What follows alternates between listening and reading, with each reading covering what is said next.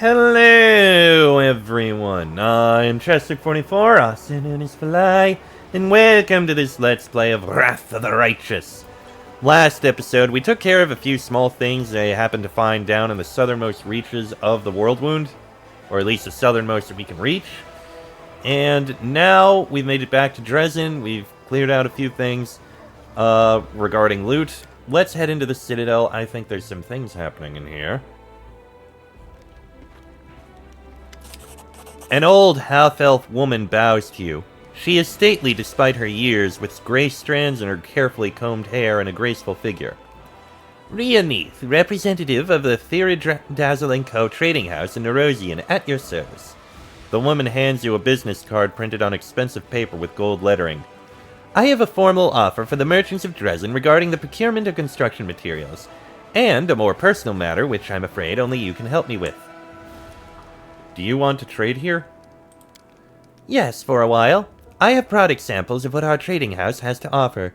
If you need something, you will easily find me in the fortress. But to be honest, I can discuss supplies with your subordinates. What kind of a personal matter?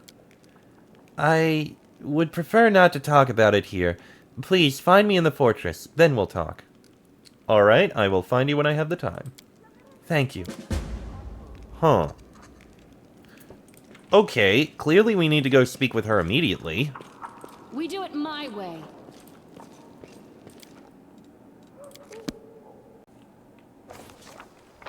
Alright, so... Okay, she's over here by the inn. Just gonna run over that way. Take a bit of a run. Go past the forested area we created. Well, the entrance to the forested area.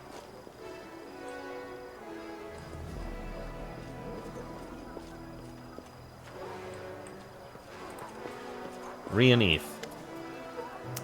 Ria is standing, arms folded, pensively observing the activity around her. Noticing you, she greets you with a nod. Let's see what you have first. Just a bunch of potions, nothing I need. Remind me, who are you? Ria Neath, sales representative of the Dazzle & Co. trading house in Nerosian. I have a few offers for your quartermaster, but making business connections is not my main reason for being here. What is this personal matter you wanted to discuss with me? Ria sighs loudly. She obviously has trouble saying this. Her cold, businesslike manner melts away. I've said this in my head so many times, and now that I actually have to say it, I can't put two words together.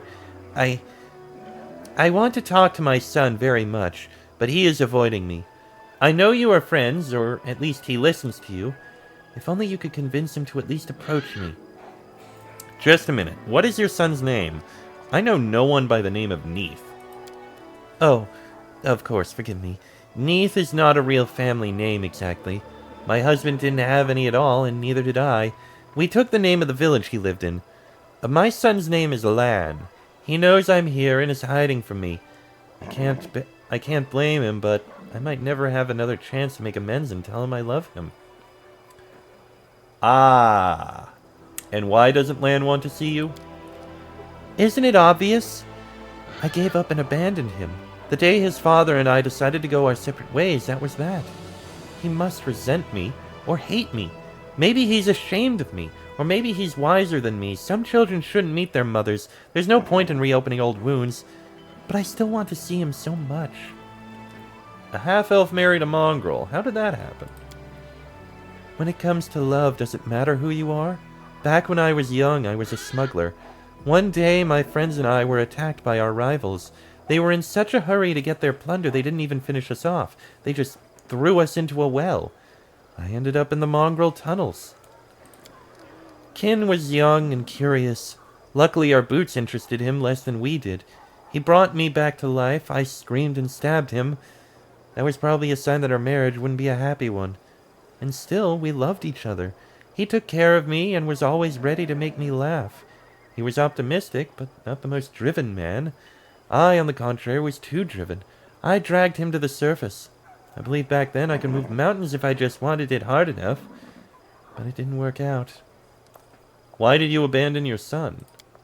Because Rhea fights back tears as if the tragedy is still too raw for her. I broke. Gave up.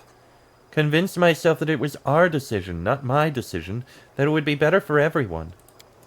I'm not sure if Lan told you, but I had other children besides him. They were different. All of them were special, and all were missing something. They just couldn't survive. The last one was born in pieces, and I realized he would be the last one. I just knew it. I didn't need any healers to tell me that. After that, it's like I sank into a black hole. I saw Kin grieve. I saw Lan struggle to find a place for himself.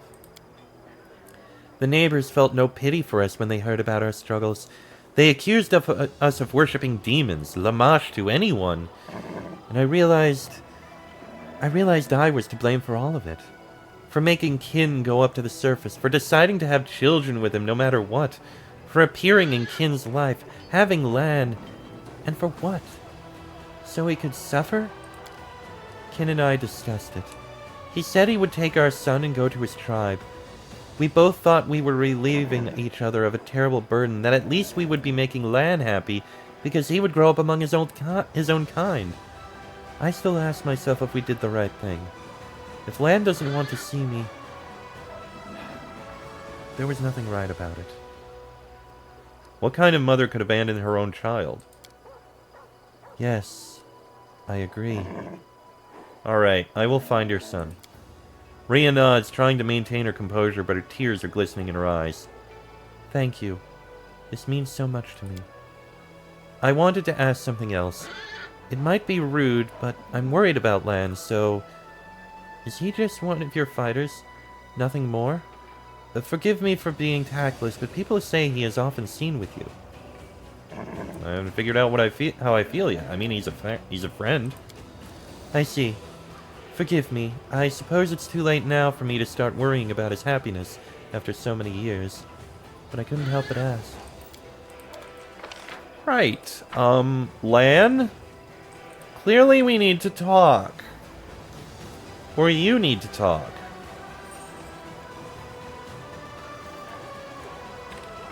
Little bit of running, yes, but the running back and forth is just part of things. It is what happens. Alright. There you are, Lan. First, congratulations, Chief. How do you like your new title? If I just scream, ah, for 5 minutes and rip all the hair out of my body, will that count as an answer to your question? I've always been a loner, as much as anyone can be in a tribe. Sure, I was never left out of any birthday parties, but only out of courtesy. I got used to caring only about myself. But now the entire tribe is my responsibility, and I'm expected to feed them, teach them, heal them, settle their disputes. Sometimes I feel like I'm going insane and can't do anything right. And sometimes I take a breath, look around, everything seems to be working. No one's died, no one's crying or eating dirt, which means I'm done all right. But look who I'm talking to. You understand it just as well as I do. What's it like being a commander? If I just scream ah for 10 minutes, will that count as an answer? Alright, let's pick a time and we'll scream together. I think we both need it. By the way, your mom came to see you, Lan. Why don't you want to talk to her? Ah, she got to you too. It's not that I don't want to see her, I'm just busy with, you know, this and that, Crusader matters. Sometimes I feel like a mother of a large brood. And besides, she didn't come here for me, she's here on business. I don't want to distract her. By the way, have you seen her card? I got one from a merchant. Rhea Neath, Fury Dazzle and Company Trading House in Erosian. Embossed in gold and everything. People with gold lettering on their business cards probably don't have time for idle chit-chat. I'll bet you need to book an appointment a week in advance. Even if I do, what would he talk about? You think I'm angry at her? I'm not. I never was. She and my dad had it rough, they didn't make it, and that's nobody's fault. But so much time has passed, she and I are just strangers now. If you happen to see her, tell her I've got a lot on my plate right now. Maybe some other time. I know she lives in Erosian now. Maybe I'll send her a present on her birthday. I also want to talk about our last training session. Yeah, I realize I got a little weird. Lan turns the scaled side of his face to you. We both got a little carried away, and, well, we probably shouldn't be trained together anymore.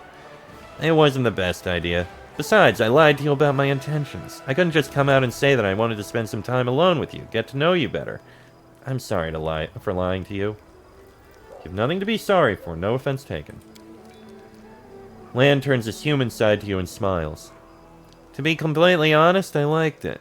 It was as if, by fighting you, I started to understand you better, strange as that might sound.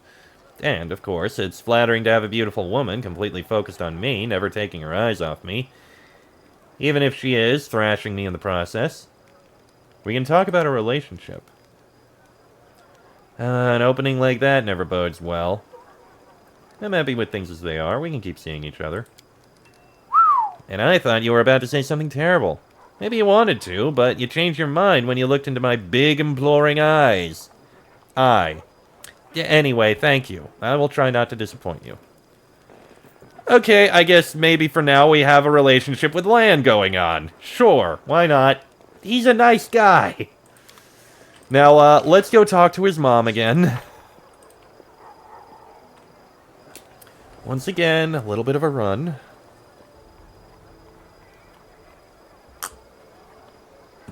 Doesn't take too long. Already halfway there. Bit further. And here we are. I'm sorry, but Lan doesn't want to see you. Rhea nods. He is stubborn. I'm not sure if he gets it from me or his father. Please, try again, but now... Rhea retrieves a package from her bag and opens it to reveal a small striped arrow painted yellow and red with blue fletching. There. It's an arrow from his very first bow. I made them so bright so they could be easily seen in the grass. I showed him how to shoot. I taught him how to train his vision, to account for the wind, to fix his string. Just take it to him as a souvenir, a keepsake. Tell him I've never forgotten him. I know Lan won't forgive me, but he should know that at least. Okay. Let me see, by the way. Oh, there's the business card. And the arrow. That is a very fancy arrow. Alright, back to Lan again.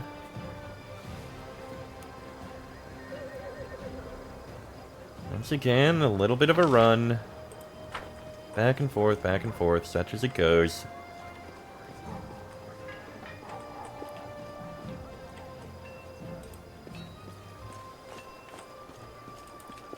Alright, Lan, your mom gave me this. She's never forgotten you, and she is very sorry.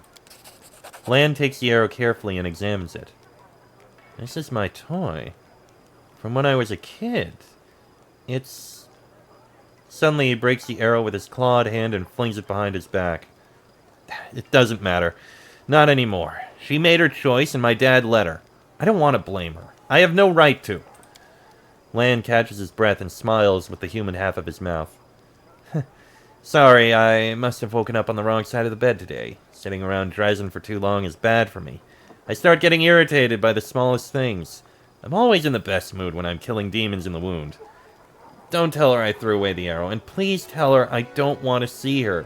It'll be better for everyone that way. Alright, let's go speak with her again. Oh, he is not doing well finding out about his mother being here after she abandoned him, clearly. Alright, keep on going up.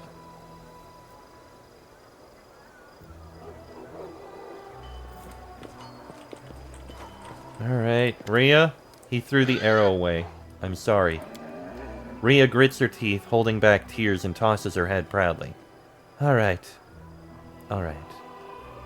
It was just a silly, sentimental piece of wood that won't change anything. He is right. He did the right thing.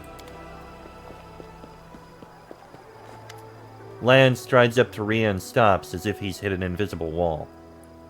Mom. You look well. Rhea clenches her fingers so tight her knuckles go white. Lan, You're so tall. I see your entire tribe is here. How is Dad? Did he stay down below? He died. Oh, I see. Lan, I thought you didn't want to come.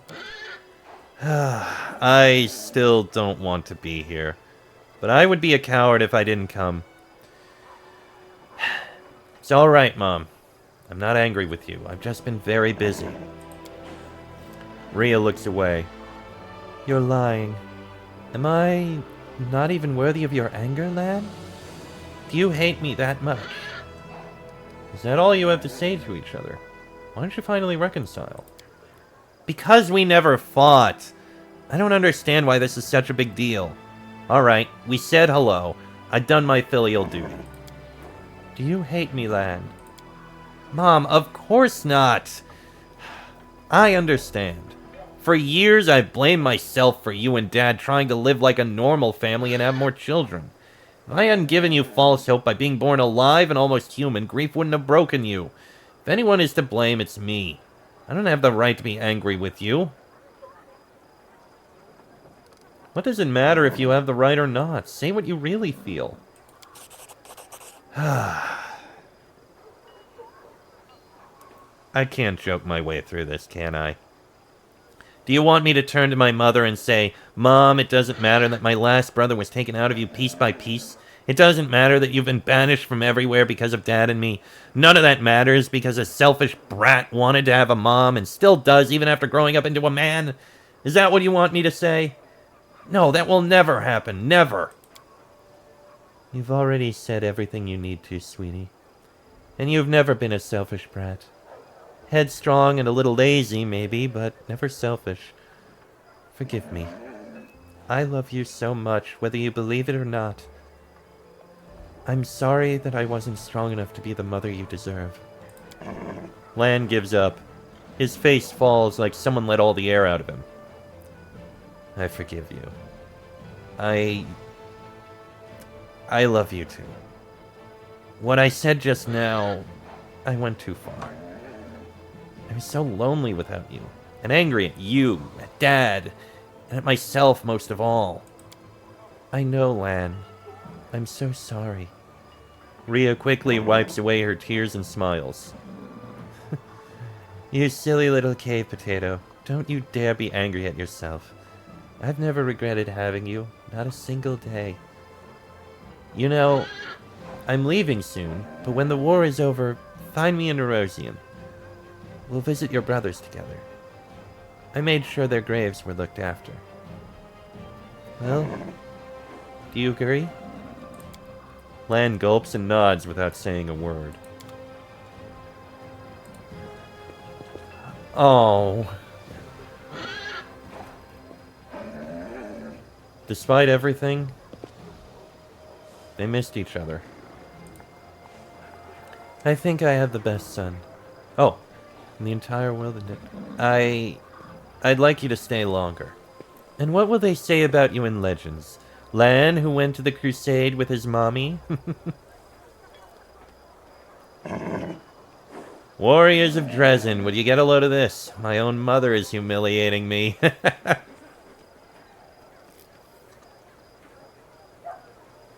And, of course, you didn't hear me say legend.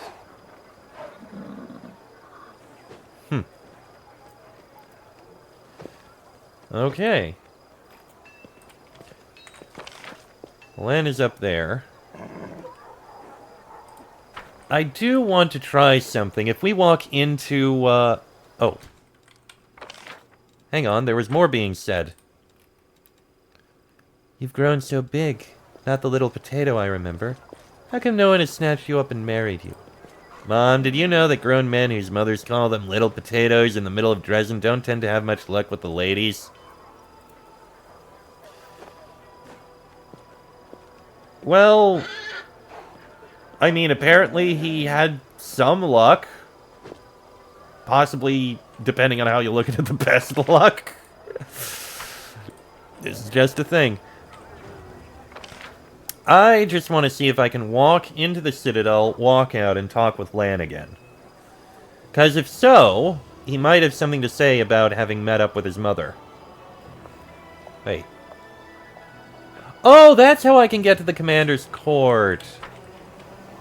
Okay. So I walk up to here, and that's how I get to the commander's court without having to leave the city. Okay, that's good. Good to know. I'm glad I saw that. That makes things a lot easier and spares me like 2 hours. Yep, Lan's back down there. Let's see if he has anything to say now that his mother is gone. Okay, she's no longer here. Good to know.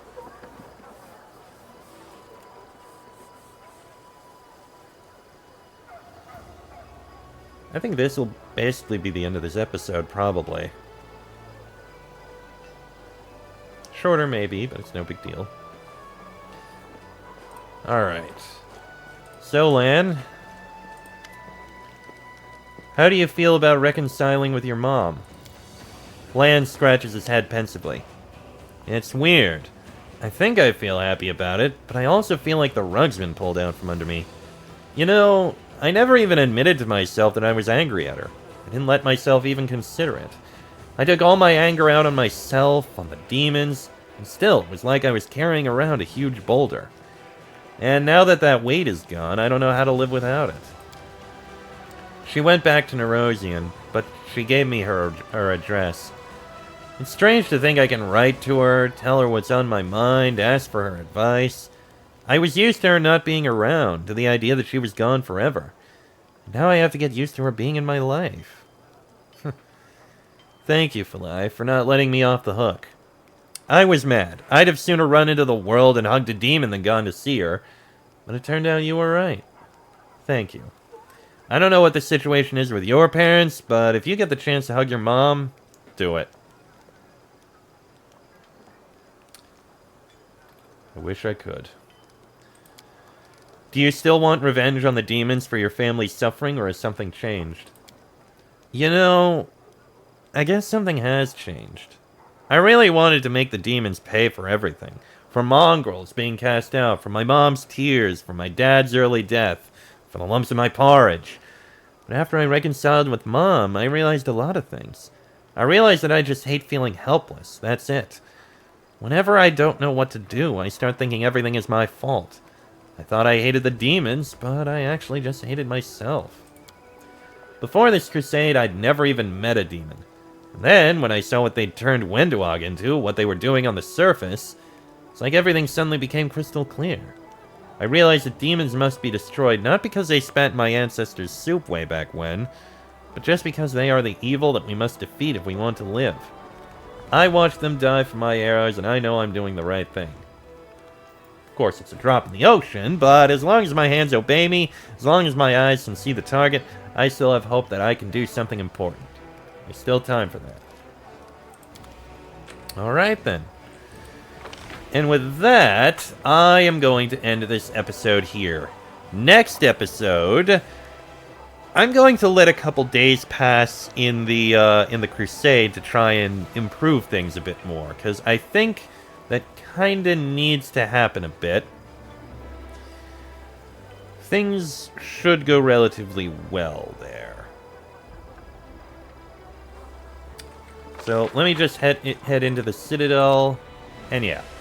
Next episode, a bit more crusade management. Till then, I am Chester44, also known as Phalai. That is me. This has been a Let's Play of Wrath of the Righteous, and I shall see you all next time.